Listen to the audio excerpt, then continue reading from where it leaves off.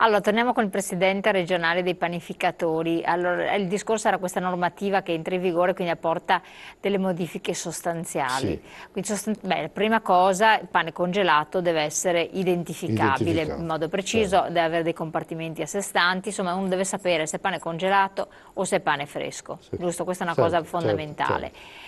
E poi cos'altro comporta questa normativa che è già entrata in vigore, Ma peraltro? allora, il fatto che questo tipo di pane sia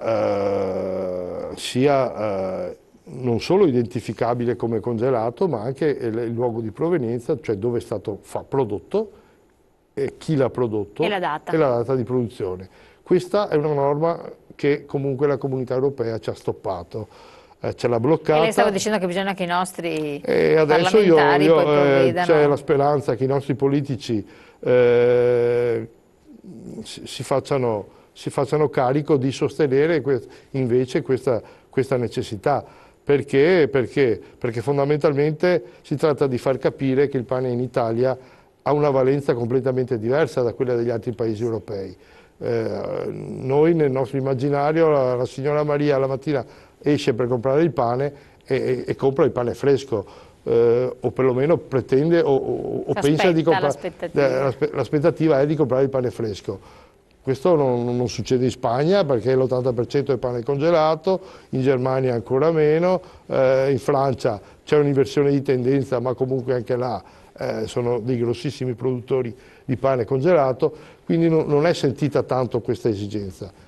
Noi ne importiamo talmente tanto perché se lo producessimo noi, tutto sommato alla fine il mercato anche resta nostro, ma siccome viene importato nel 90% dei paesi dell'est, le nostre aziende sono controllate costantemente dalle ASL, dai NAS, io là una mano sul fuoco non ce la metto, insomma, perché poi non vorrei equipararle, ma abbiamo assistito a situazioni tipo quelle di Napoli, dove qui il pane abusivo viene prodotto in un certo modo, là se non succede così è quasi. C'è una situazione un po' così, È una quindi situazione, adesso si tratta di vedere quanto i nostri politici hanno voglia di spendersi per questo, ma mi dà l'impressione di sì perché ci sentiamo costantemente, anche perché stiamo facendo dei regolamenti di questa legge e c'è la volontà di far questo, insomma. ecco, lei giustamente ha accennato anche il discorso dei controlli dei NAS, eccetera, in modo particolare in campagna sono venuti fuori i panifici che utilizzavano Sì, panifici belli abusivi importanti. comunque. Sì, alcuni abusivi, alcuni non abusivi, che avevano comunque farine che erano scadute, farine vecchie, farine che venivano da chissà dove, che quindi avrebbero con le muffe, eccetera.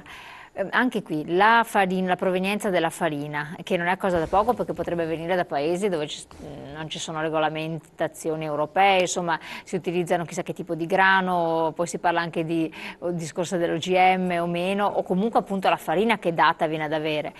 Che normativa Allora, c'è? le farine intanto l'OGM non esiste perché nel Gran Turco difficilmente si riesce a praticare questo tipo di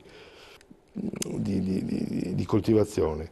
Eh, Ovviamente è un grano importato nella stragrande maggioranza, è importato soprattutto da Canada, Australia, anche una volta anche dei paesi dell'est, ma comunque i mulini italiani, si parla di grano, poi il mulino italiano prepara la farina analizzandola, preparandola, ti dà un prodotto diciamo quasi garantito. L'unico eccesso, se vogliamo, ma per quello che lo richiede, è l'eccesso di glutine, aggiungere del glutine sulle farine, Perché? A che fine? per rafforzarle, per renderle più Corpose. sì, Che abbiano una resa per migliore. per una sostenibilità maggiore nei tempi. Però cosa comporta l'aggiunta di Beh, glutine? è chiaro che il glutine, c'è talmente tante allergie, proprio allergie, non intolleranze solo, ma proprio allergia al glutine, che fa sì che alla lunga uno diventi allergico o diventi intollerante per un eccessivo glutine. Ma diciamo che sono casi un po' eccezionali. Le farine sono abbastanza, cioè sono garantite, e tu puoi richiedere tranquillamente dal mulino che tipo di grani ha utilizzato, come è stata preparata. Hai delle garanzie, insomma, i mulini... Ecco, quando lei che è panificatore, no? Sì. Dopo ci racconterà anche chi è il panificatore secondo la nuova normativa, insomma, chi dovrebbe essere il panificatore.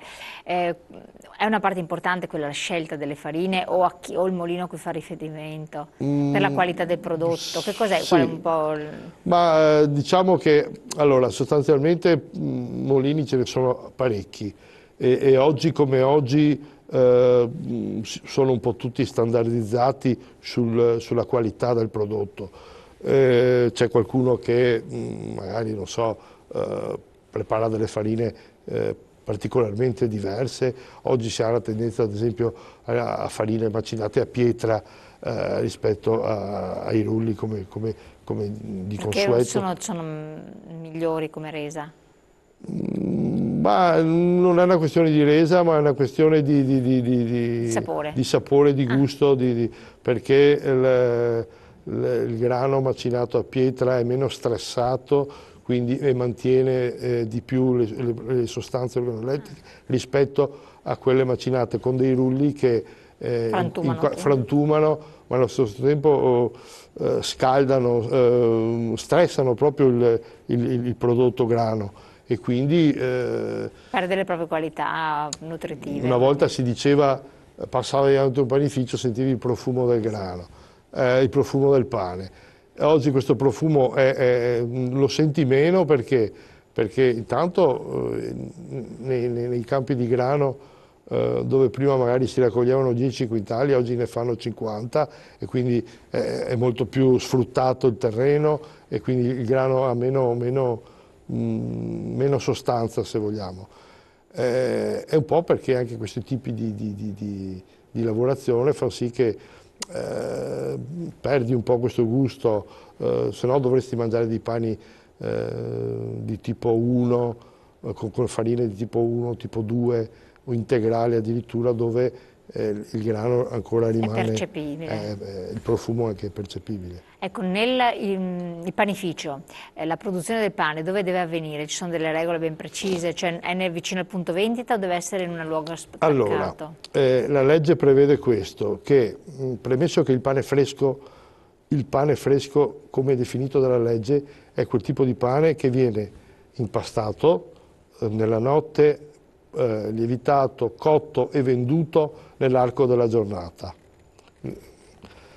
Questa è la definizione di pane fresco. Il panificio è quello che produce, secondo questo tipo di metodologia, e vende nel locale attiguo. Ah, quindi può essere un locale attiguo. Esatto, insomma. deve essere, per essere sì. panificio, altrimenti non può scrivere fuori panificio.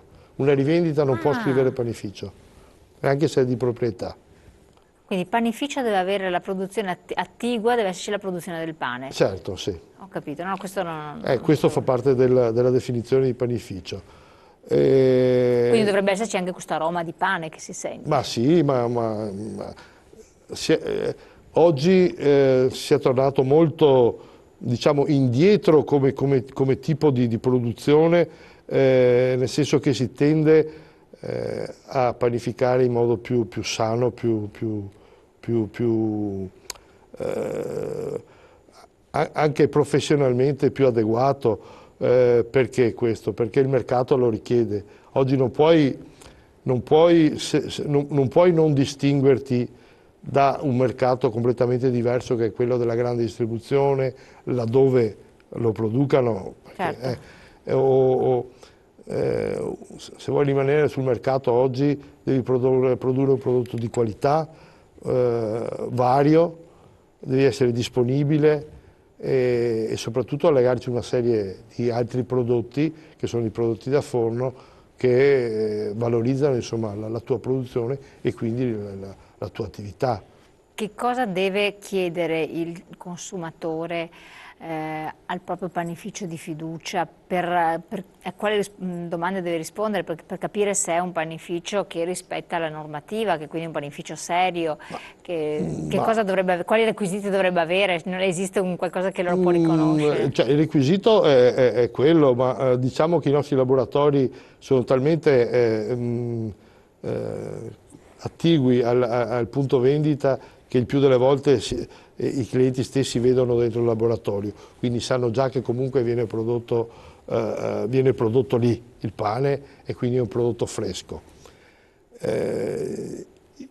Io vedo che, perlomeno sento che invece, perché oggi il cliente è diventato molto attento, si informa e soprattutto se tu panificatore che sei in laboratorio ogni tanto ti fai vedere in negozio, ti beccano subito magari chiedendoti che differenza c'è tra questo e questo, il perché, che tipo di farina, ma come è stato fatto.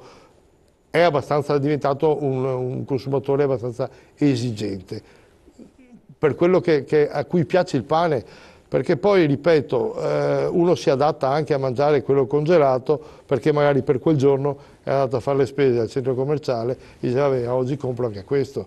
Ed è questo il danno nostro, perché nessuno partirà mai da casa per andare in un centro commerciale a prendere il pane, lo compra sempre sotto casa dal suo fornaio di fiducia. È chiaro che quel giorno che va a fare la spesa e compra tutto, vabbè, insomma, oggi non ho tempo, prendo anche il pane. E lì è il danno nostro. Infatti, quale altro elemento è presente nella normativa? Si parla anche... Allora, la normativa prevede anche un responsabile di produzione. Allora, responsabile di produzione, aspetta che poi parliamo anche di formazione, abbiamo una pubblicità. Sì. Pochi secondi di pubblicità e poi parliamo anche di queste figure professionali estremamente interessanti e di formazione di chi si adopera per la panificazione. Certo.